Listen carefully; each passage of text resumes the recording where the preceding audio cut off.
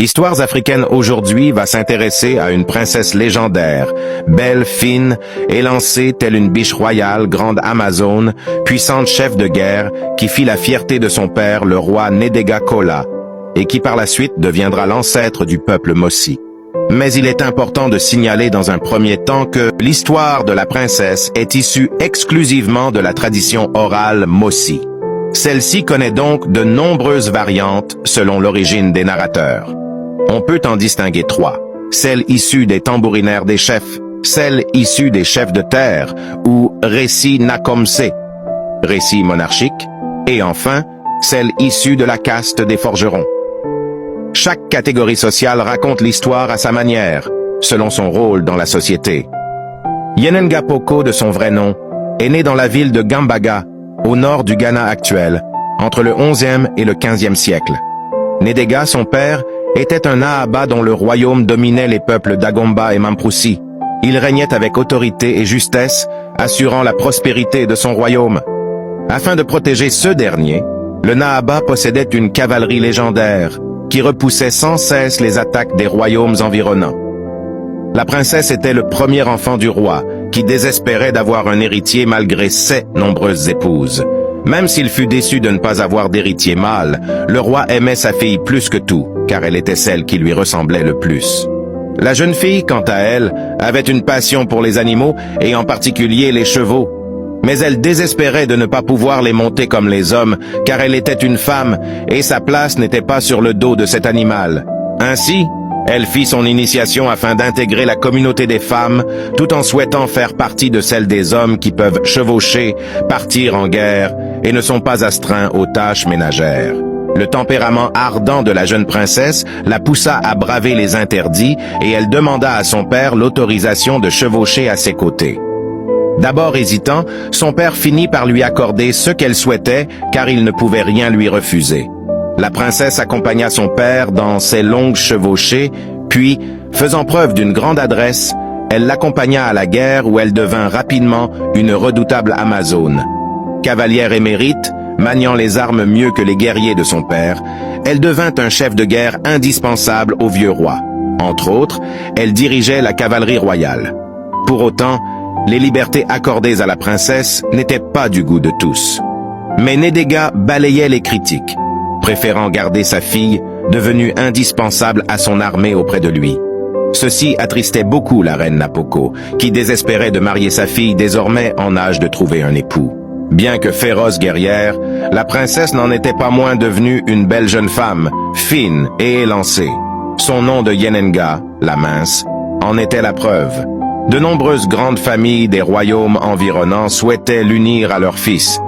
Le roi repoussait tous les prétendants les uns après les autres, ne les jugeant pas suffisamment dignes de sa précieuse fille, ce qui attristait la reine et agaçait de plus en plus la princesse.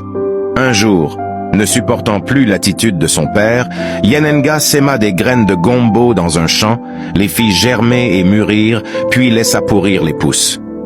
Le roi, intrigué et irrité par cette négligence, interrogea sa fille, qui lui répondit « Mon père, vous me laissez dépérir comme dépérit ce champ de gombo. » Furieux de recevoir une leçon de morale, Nedega prit alors la résolution de punir sa fille en l'enfermant.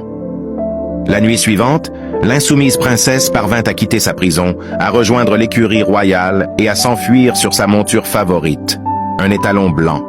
La chevauchée dura toute la nuit jusqu'à ce que, arrivé dans une forêt, le cheval s'embourbe et fasse chuter la princesse. Une autre version raconte qu'à la suite d'une bataille contre des guerriers malinqués, la princesse aurait poursuivi des fuyards. Son cheval se serait alors emballé et aurait conduit la princesse dans une forêt où il se serait perdu. C'est ainsi que Yenenga se retrouva seule, loin de son royaume dans la région des Bousansé, les Bissa.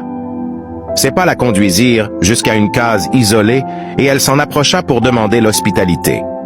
Son occupant, un jeune chasseur du nom de Riale, Boussanga, lui offrit bien volontiers le gîte et le couvert, croyant dans un premier temps avoir affaire à un jeune homme, car il n'avait jamais vu jusque-là de femme chevauchée. Épuisée, la princesse s'endormit rapidement. Le lendemain, les deux jeunes gens purent découvrir leurs identités respectives. Elle princesse Amazone, lui chasseur de sang princier. Tous deux avaient fui leur royaume pour échapper à des destins tout tracés. Rapidement, ils tombèrent sous le charme l'un de l'autre et devinrent inséparables. De leur union naquit un garçon qu'ils prénommèrent Ouedraogo, mot signifiant cheval mâle ou étalon, en l'honneur du destrier qui avait guidé la princesse vers le chasseur. Le garçon hérita des qualités de ses deux parents. Fier, habile, intelligent et courageux, il fit rapidement leur fierté. Les années passèrent et la princesse, nostalgique de sa terre natale et soucieuse de se réconcilier avec son père, décida d'y envoyer son fils afin qu'il fasse la connaissance de son grand-père. Le jeune homme partit pour Gambaga, chargé de présents pour son grand-père. Le vieil homme ne s'attendait pas à une telle visite. Il écouta avec émotion le récit de la rencontre de sa fille avec Rialé et accepta les excuses de cette dernière. Il organisa de grandes festivités pour le départ de son petit-fils et lui offrit du bétail, des serviteurs et une escorte de guerriers d'Agomba afin de fonder un nouveau royaume dans la région des Bousancés.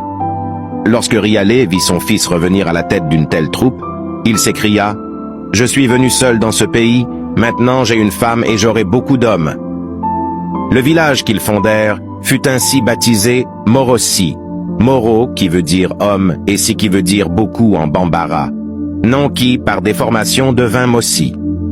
Le royaume Mossi et son peuple étaient nés. Pour d'autres histoires africaines, abonne-toi.